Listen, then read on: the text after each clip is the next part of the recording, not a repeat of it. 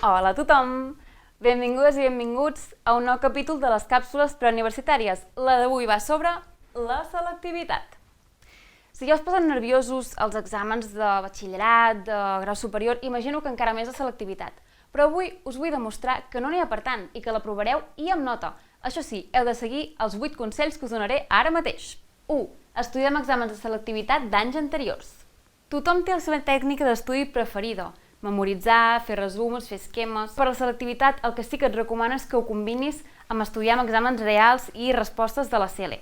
Per tant, vés al web de Preparats Llestos Universitat i hi trobaràs tots els exàmens de selectivitat dels anys anteriors amb les respostes. Tu podràs descarregar i estudiar un darrere l'altre. És que t'anirà tan bé d'aquesta manera. 2. Marcar-se uns objectius i un calendari. Posa com a objectius diaris els temaris que has d'estudiar i plasma-ho tot en un calendari.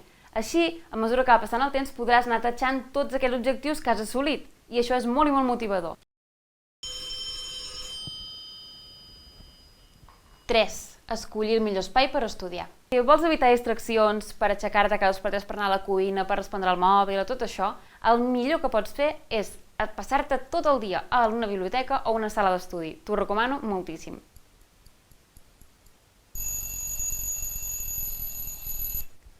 Fer descansos. Els descansos són molt i molt importants per mantenir el ritme d'estudi i també per no atabalar-te amb tant d'informació. Ara bé, pot ser que em diguis que clar, si faig descansos, al final només faré descansos i no estudiaré. Això és normal. Però el que sí que hauries de fer és fer-los entre 10 i 15 minuts com a màxim i cronometrar-los amb el mòbil o amb un rellotge. 5. Fer una mica de vida normal. Encara que hagis d'estudiar molt, el que tampoc és bo és només estudiar.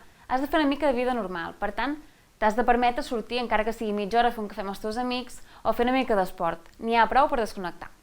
6. No fer cada dia el mateix. Si t'has acostumat a estudiar sempre d'una mateixa manera, als mateixos llocs, durant les mateixes hores, canvia de tant en tant, per exemple, estudiant a l'aire lliure, amb música relaxant o en grup. 7. No deixar que els nervis et dominin. Si notes que els dies previs als exàmens estàs més nerviós o angoixat del normal, intenta relaxar-te fent meditació, prenent infusions calmants o medicaments naturals.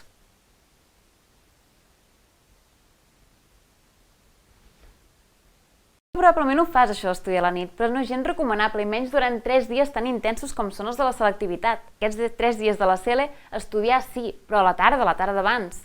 El que has de fer durant la nit és dormir com a mínim 8 hores.